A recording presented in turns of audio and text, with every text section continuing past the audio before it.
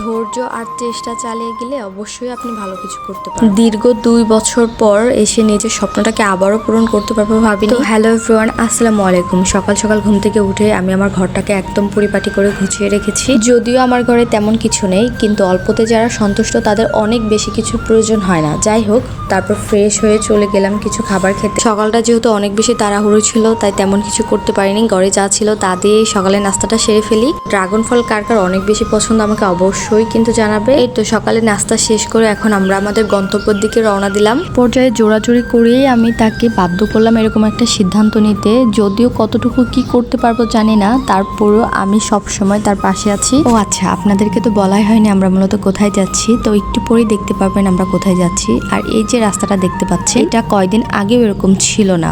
এখানে অনেক বেশি জ্যাম লেগে থাকতো। যারা আব্দুল্লাহপুর টু আশুলিয়া যাতায়াত করেন তারা খুব ভালো করে বলতে পারবেন যে এই রাস্তাটা কেমন ছিল। এখন তো জায়গায় জায়গায় ওভারব্রিজ হয়ে যাচ্ছে, 4 লাইনের রাস্তাও করা হচ্ছে। তো মনে মনে ভাবছিলাম কয়েক বছর পরে হয়তো ঢাকা শহর আর জ্যামজটই থাকবে না। এই দেখেন, কথা বলতে বলতে চলে আসলাম আমাদের সেই কাঙ্ক্ষিত জায়গায়। কি অনেকেই বুঝতে পেরেছেন তাই তো, যে আমরা কোথায় চলে আসছি? হ্যাঁ, ঠিকই ধরেছেন, ভার্সিটি। আর এটা হলো উত্তরা ইউনিভার্সিটি, যেখানে আমার হাজব্যান্ড পড়াশোনা করে বলে ভুল হবে। 2 বছর আগেও করতো। দীর্ঘ 2টা বছর ভার্সিটির সাথে তার কোনো সম্পর্ক নাই। আর এই 2টা বছর আমি অনেক কিছু শিখেছি। স্বার্থের হিসাবটা ভালোভাবে বুঝে গিয়েছি। আপন মানুষদেরকে চিনতেও শিখেছি।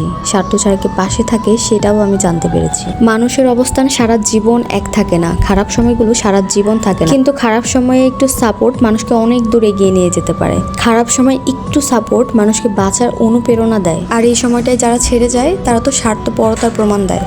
যাই হোক না কেন, সবকিছুর জন্য আলহামদুলিল্লাহ। তো যতই সামনে যাচ্ছিলাম তত বেশি ভয় করতেছিল। আর ও যখন ভিতরে স্যারের সাথে কথা বলছিল আরো বেশি নার্ভাস লাগতেছিল। আবার সবকিছু নতুন করে শুরু করার জন্য স্যার ওকে একটা ফর্ম দিয়ে দেয়, আর সেটা কমপ্লিট করে ও সেটা জমাও দিয়ে দেয়। তো যাই হোক, আলহামদুলিল্লাহ আলহামদুলিল্লাহ আলহামদুলিল্লাহ, দীর্ঘ 2 বছর পর আবারও সে তার স্টুডেন্ট লাইফে ফিরে যাবে। তো সবকিছুর জন্য আল্লাহর কাছে অনেক বেশি শুকরিয়া। ভাবতেই খুব অবাক লাগে, সে ছোট্ট আমিটা এখন কারোর ভরসার জায়গা। এই তো সবকিছু শেষ করে একটু ঘোরাঘুরি করছিলাম, ক্যাম্পাসটা একটু ভালো করে দেখছিলাম। যদিও আমি অনেকবার এখানে এসেছি, তারপরেও যতই আসি না কেন ততই বেশি ভালো লাগে, কারণ চারপাশের পরিবেশটা এত বেশি সুন্দর।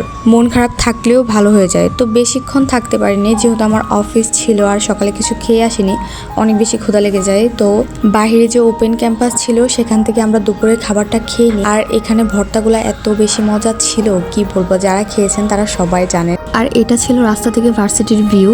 তো সে আমাকে এখানে একটা গোলাপ কিনে দেয় আর অনেক বেশি থ্যাংক ইউ জানাচ্ছিল, কারণ সে অনেক বেশি খুশি ছিল। আর একটা জিনিস খেয়াল করে দেখবেন, যখন আপনি কারোর মুখে হাসি ফোটাতে পারবেন তখন আপনার নিজের কাছেও ভালো লাগবে। আর সেই হাসিটা যদি হয় প্রিয় মানুষের হাসি, তাহলে তো আর কথাই নেই। ভার্সিটির কাজ শেষ করে সে তার অফিসে চলে যায় আর আমি আমার অফিসে চলে আসি। তো দেখা হবে অন্য কোনো ভিডিওতে। সেই পর্যন্ত সবাই অনেক বেশি ভালো থাকবেন, আমাদের জন্য দোয়া করবেন। আল্লাহ হাফেজ।